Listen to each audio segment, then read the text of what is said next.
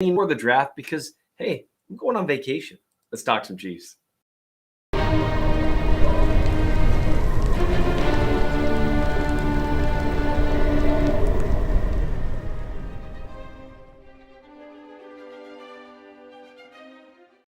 Welcome to the Chief of the North on RGR Football. I am Seth Kaiser, the Chief in the North, Minnesota Chiefs fan, the man of many children. That's right, we've added another title, including the man who is about to go on vacation. I'm going to scooch this microphone up just a touch so I'm not harder to understand than normal. That's right, the Chief of the North does take vacations, and he does it at incredibly inopportune times. I will be taking off on Saturday on my first trip with the Mrs. Minnesota Chiefs fan in 5 years. I'm excited. Our flight home is scheduled for Thursday night. And I didn't realize until about 2 weeks after we booked it that, isn't there something going on Thursday night? Well, there is the first round of the draft. Fortunately, shout out to Delta. I should have Wi-Fi available, so it should be fine. With this being the last time that I will be before you fine people prior to the draft, because like I said, I'm going to be on vacation. I won't be on time czars. Josh and Nate will be doing their thing. Ryan, Dan, Gary, the whole team, they'll be laying it down here. But I will be sitting on the beach working on my tan or perhaps my burn or eating a lot of food. Doing vacation stuff, basically, is what I'm saying. So what I want to do today is take a few mailbag questions from last week. Like we've talked about every week here, I'm trying to do some mailbag questions on Thursdays. I will take some of those mailbag questions from the comment section. You can put mailbag questions in the comment section here, but I won't be doing this again for 2 weeks. And a lot of that's going to be old information because we're going to have the draft coming up. And who knows what direction the Chiefs might go in the draft. So I'm going to take a few mailbag questions. I'm going to talk about the draft, some of the possibilities, and the things that are kind of spinning around my head in terms of what the Chiefs could do, what I think the Chiefs should do. There's a lot going on there. There's a lot of possibilities for the Chiefs this year because they have some clear-cut needs. They're not completely desperate in these needs, depending on your point of view, but they are there. But is that the direction they should go, given the way the talent falls in the draft? How do you match need with best player available? How do you draft potential moves that they might make? Or how do you do the draft in lieu of moves that they might make? You know, the endless DeAndre Hopkins rumors, etc. So let's look at a couple of the mailbag questions that you guys were so kind to leave. And then I'm just going to give some of my, really final thoughts on the draft, because again, this is going to be my last time really talking about it. I'll keep writing. I've got a few more film reviews that I want to do. Right now I'm looking at Miles Murphy, and then I want to look at Jonathan Mingo for sure. And I would love to make it through another couple players here in the Know Your Draft Crush series. That'll be up on the Chief of North newsletter. And then I'll probably the day of or day before the draft, if I have time, do kind of a summary. Here's the guys I really like. I've actually found a lot of guys I really like, and the guys whose film I've reviewed. And then kind of if I were Brett Veach, what I would do. We'll see if I have time for it. I'm going to be on vacation, so it's hard to say.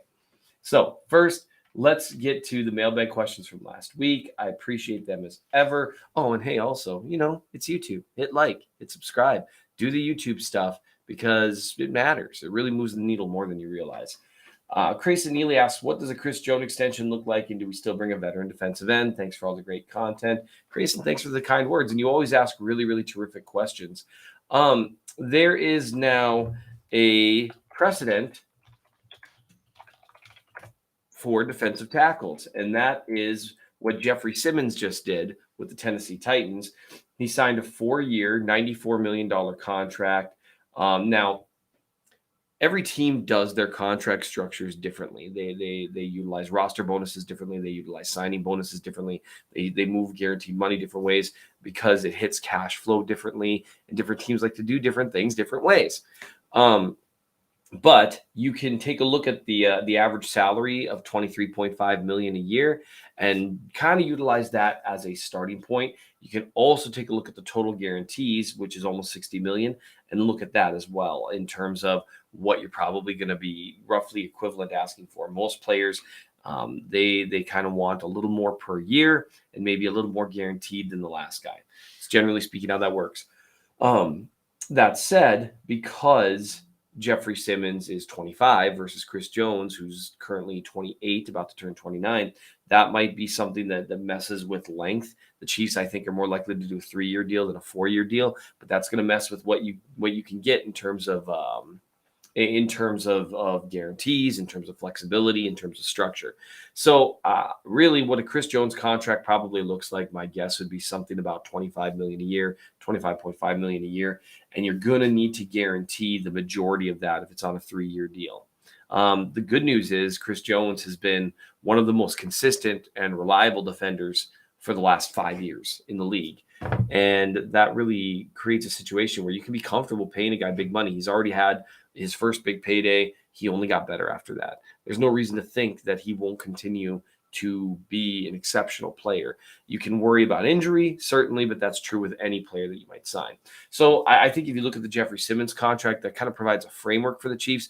Jones is going to want more, and that's because, and that's all due respect to Simmons, he's a better player.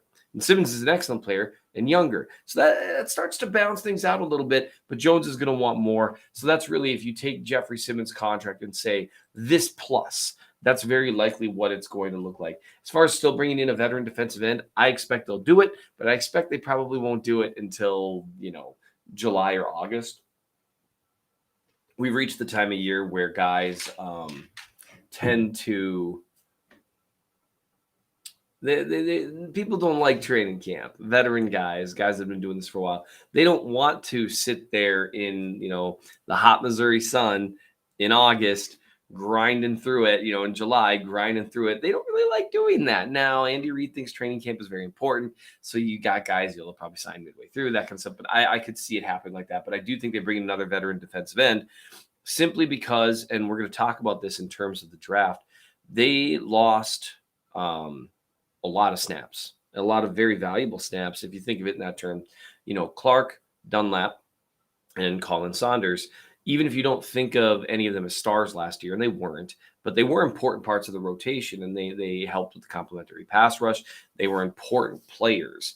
And when you think about like Clark and Dunlap, especially with their ability against the run, there were just a lot of things they did that the team valued. So they lost all those snaps. They brought in Charles Omenihu, and hopefully Treshaun Wharton comes back, but you still have 700-800 snaps at least that you need to replace, probably more like 1,100-1,200. And so that's not all going to be taken care of in the draft. You can't count on a rookie being able to come in and play at a competent level for an entire season the way Karlaftis did last year. You can hope for it, but even if that happens, you still probably have 300 or 400 snaps that need to be replaced if you want them replaced at a competent level. So I think they're going to sign a guy. That's what my expectation would look like. Andrew Giles, asks, Seth, how come no one talks Mahomes triple crown, 75 games, most wins, most yards, most touchdowns? I've seen people talk about it. I do think we've reached a point of his career that people are almost numb. People just expect that he's going to just keep, the most yards, most touchdowns ever for a guy after 75 games, after 100 games, and just keep chewing up everyone's accomplishments. That's what he's on pace to do. The big thing for him will be sustaining through his 30s, sustaining through 35, sustaining through that. That's how records start to really get shattered. But I think people have really, he's shattering records, but we've reached this point in Mahomes' career. You got to remember, you heard the whispers and everything in 2017. And then, obviously the only start he had in 2017 against Denver was really a portent of things to come. He played so much better than the stats show in that game. So if you think, 18, 19, 20, 21, 22, we've had 5 years of Mahomes now. That's a long time. He is no longer really what you'd call a young quarterback. He is now a veteran quarterback. He's a young veteran. He's not, one of those, he's not 34 or anything like that. I don't want to bum people out. But he's been doing this so long and at such a high level that people start to get numb to this stuff. Whether it's, the Jordan effect or the LeBron effect. There's a reason guys like that, they didn't win MVP as often as they should have. You get used to a certain level of dominance and performance. And I think that's what we're seeing with Mahomes specifically. And so I'm just, here we go. The last cheese ball. We got a couple more questions here. My son became a football/Chiefs fan in 2019. Caught a football to Butker kick in his first game ever at Arrowhead. He got a goal line view of Mahomes' TD run in the 2019 AFC Championship game. He's only known Mahomes football fandom. Is he the most spoiled fan ever? Yes, he is. And that is just one of those things. People kids, like an example, my daughter Isabel. She's 9 years old and is awesome. But the thing to think about for her is, Mahomes was starting when she turned 4. This is all she's known. And so, all she's known is, Travis Kelce and Patrick Mahomes and Chris Jones. Like, this is all she's known. And it's just such a cool thing that the longer the Chiefs continue to be the best organization in football, which they have been over the last 5 years, there's not even really a debate to be had on that. They've got 2 Super Bowl wins, 1 more Super Bowl appearance, 2 other AFC Championship appearances. No one comes close to their level of success over the last 5 years. And it's not even close. It's the Chiefs and no one else.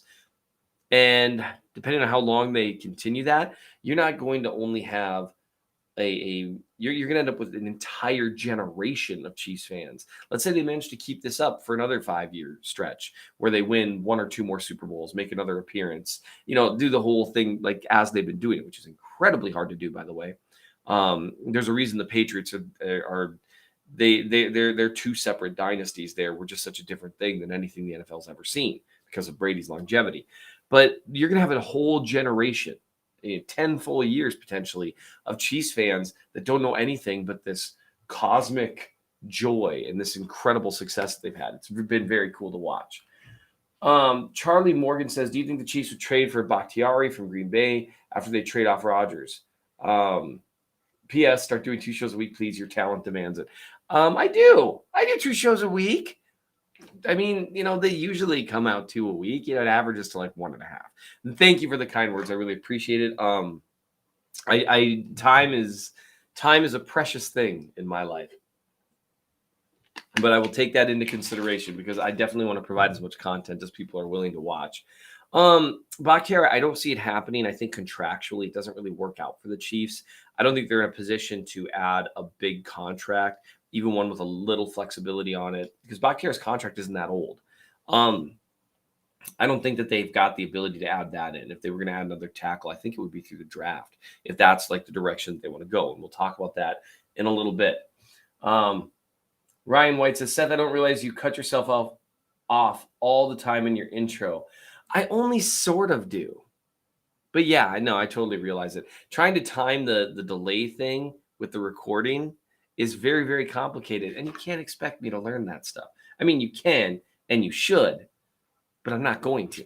So someone said, just restarted my Tombstone Frozen Pizza Crusade. Thank you very much. I am here to tell people about Tombstone Pizza. Ashwin Menon asks, will drafting a right tackle in round 1 make more sense than a left tackle? Considering the Chiefs paid Juwan Taylor top left tackle money, they play him at right tackle. It would be an overpay for that position? I genuinely don't. The work emails are beginning. I don't really view the NFL nearly as much in terms of left tackle and right tackle anymore. I think you can get away with paying people less money at right tackle, but it's just as important at this point. When you think about the people, so when I did the Juwan Taylor film review, he took a ton of snaps against Lawrence, Parsons, Crosby, Bosa. It's just murderer's row of pass rushers rushing from that side. The days of, they put their best pass rusher at right defensive end, those days are long over. And so, honestly, if they switched him, if they think, okay, we think he'll be an elite pass protector again on the right side, and we drafted this guy we like better for the left side, or not even better, but we think he can be about as good on the left side, then they should do that. Because it really, to me, you can, as long as you've got good performance on both ends, I don't really care which one of them you're paying. And so it's just really the left tackle, right tackle thing. I do think that there is a way for smart teams to save some money. And that's one reason why. So $20 million a year is pretty close to top tier left tackle money, but not quite. And that's part of why I think they did that, is they grabbed a guy that they could get away with paying almost top tier left tackle money. Let me just fix my tie there. And so for me, it just wouldn't matter to me either way, simply because that's not the way the league works at this point. So that wouldn't bug me too much overall. And we'll talk about that in just a second. Benjamin Watchold, I'm sorry if I butchered your name, said, I'd rather have a great offensive line and average weapons because you don't have time to get the ball out of your hand, then weapons don't matter. And a couple people replied to that, pointing out Cincinnati. I would just say this, like, you don't want to have a terrible offensive line, but we talked about this before, which thing matters more. Um, I don't know which would work better with a quarterback like Patrick Mahomes. I'm not sure. I think as long as one of them is great and one of them is average, I don't know how much it matters which is which, to be perfectly honest. So maybe one of the things to think about is, what are you closest to? Are you closest to a great receiving group, or are you closest to a great offensive line? And so maybe you say, well, we're one player away from a great offensive line. Let's do that because we don't have the ability to have great weapons this year. Um, you know, Anytime you got Travis Kelce, your weapons are going to be at least average. It could be Kelce and me and Ryan and Dan and Gary out there, and he'd still at least be average because Kelce just drags that up there. And then, having a guy like MVS who's a competent, above average wide receiver, that's helpful. So you've got a baseline there to not completely stink. Definitely some questions, but that's neither here nor there. And so maybe, and this is how we're going to kind of transition into draft talk a little bit, that maybe it makes sense to try to pursue a high level offensive line because you're closer to that. It's actually attainable this year. Really, if they do nothing else, they're going to have a high level offensive line. I think the potential, I think Jawaan Taylor is likely. And I've said this before, if he's 90% the player he is at left tackle that he was at right tackle, he will be an upgrade over Orlando Brown Jr. And that's not a hate on Orlando Brown Jr. It's just Taylor was a much, much, much better pass protector last year, at least by my charting and with the games that I've looked at. Doesn't mean Brown was a bad pass protector. He was decent. It's just Taylor was really good at it. So, Taylor, Tooney, Humphrey, Smith, whether, whoever they put at that spot, I'm guessing it's going to be a competition at this point between Lucas Niang and Prince Tega Wanogbo. Why don't I practice these things before I say it? Anyway, I think you're going to see a competition there. And I think either one of those guys, if you can get them in there and play at average to slightly below average level with a lot of help, you're going to be fine. You're going to be really, really good, actually. So maybe but you're close to being really, really great. And so there's just a lot of different questions and how exactly you could go. Do you hear all those emails? This is what my day looks like, by the way, when you're wondering why I don't write an article a day. Please, bit.ly/Seth Really Hates Money. Subscribe to the Chief of the North newsletter and deliver me from this life of 20 emails a minute. Let's pivot and talk about the draft. So I've been thinking a lot as we go to the last few minutes of my time with you guys before the draft. I've been thinking a lot about what the Chiefs could do. They're picking at 31. The odds of getting a blue chip player at 31 are mostly luck at that point. They could, I think, trade up. ESPN's got a great mock draft simulator to where it includes like the percentage of likelihood of someone being available and all that stuff. That's a lot of fun. I've had way too much fun with that lately. And so here's the way that I see it. The Chiefs do have needs noticeable needs at three different positions: defensive end, wide receiver, and offensive tackle. Offensive tackle, there's a bit of a question mark. It depends on what they think of Niang at this point. They obviously thought highly enough of him to draft him where they did, but he's had trouble staying healthy. Last year, that seemed to get better. And so maybe there's some hope there that he'll continue to stay healthy this year and play at roughly equivalent to the level Andrew Wiley played last year. It'll be tough. Wiley played pretty well, got himself paid. Good for him. There's a more glaring and noticeable need at wide receiver where the way Briscoe puts it, I think is very, very good here, that, with Tony and Moore, you've got hope in that group. You've got hope of, Tony might, if he stays healthy, if Moore takes a step forward, like a lot of second-year players do. The ceiling for that group with MVS and with Kelce is actually pretty decently high. The floor is just scary. So there's a need there to where you could try to grab a guy who would potentially raise that floor and that ceiling. So wide receiver, it's a more glaring thing that people notice. We already talked about defensive end. Again, with the emails. We already talked about defensive end. The Chiefs definitely need to replace more snaps. And they really, in my opinion, should try to build on how good a job they were doing getting after the pass rusher to close out the year last year. It made the defense completely different. So what to do? To to me, those three positions are what they should be looking at. But you don't draft just for need. And so this is where being smart with the draft board becomes so important and understanding who's available and who's not.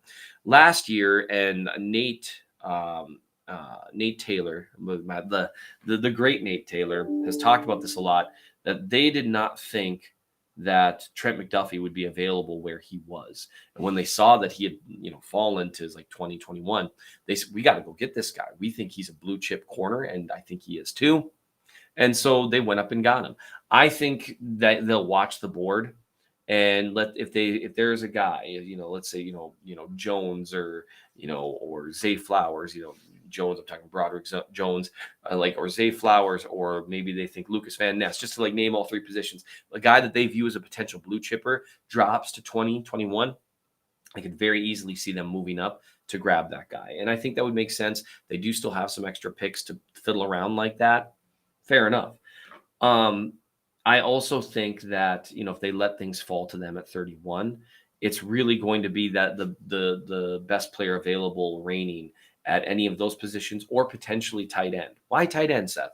Well, we haven't heard any whispers about them being interested in tight end. And honestly, their actions indicate the opposite, that that's not the direction they're going.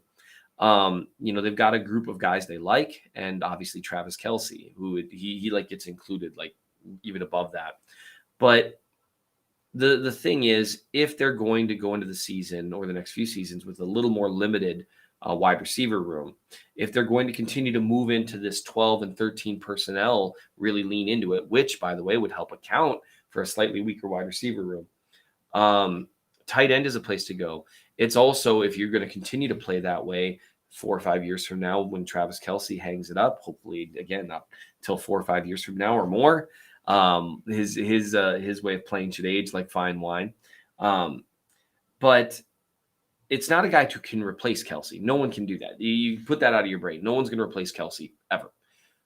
Can you have an above average receiver at the position to continue to operate a really dangerous 12 and 13 personnel grouping? That's going to be the consideration there. So I could see them doing that in a particularly gifted class, depending on how things fall with them, to do things more in a 12 and 13 personnel. They played it a lot more than they had in previous seasons last year, which that trend actually started at the end of 2021. It would be really cool to see them really lean into it, because teams did not have an answer for their 12 and 13 personnel last year. And so they could really lean into it. And again, they started this trend last year, getting Kelce off the field a little more often, trying to prolong his career. Maybe he becomes a 75% snap guy, and that allows him to play an extra couple of years. That would be pretty nice. So my strategy, if I were the Chiefs, would be watch your blue chippers, keep an eye on best player available, but it really would be those three positions to me. And honestly, for me, depending on the player, I'm fine with it. No matter which direction they go there, that allows them to plug up a hole. One thing that's worth noting is that second wave of wide receivers, and given how deep the tight end class is as well, that's a direction that you might be able to go in the second and third round. Whereas you're going to be out of defensive end guys after the first round. You're going to be out of offensive tackle guys after the first round, even if someone does drop to you. The coolest scenario, I think, of all of them would be if Zay Flowers got within striking distance. He obviously worked out with Mahomes, as did Quentin Johnston. I really think the Chiefs were giving both those guys an opportunity to differentiate themselves in the eyes of the squad and the eyes of Patrick Mahomes. So, talk about a tryout there. So that's how I would approach the draft if I were Brett Veach. I appreciate you guys listening. I appreciate your mailbag questions. This is one of the most fun parts of my job. I will see you guys in a couple weeks, and I will hopefully be a lot tanner. And you know what? It's going to be a lot of fun at the draft. Those of you who are going in person, enjoy it. Thank you as ever for watching. Hit like, subscribe, do your thing, and thank you again for watching.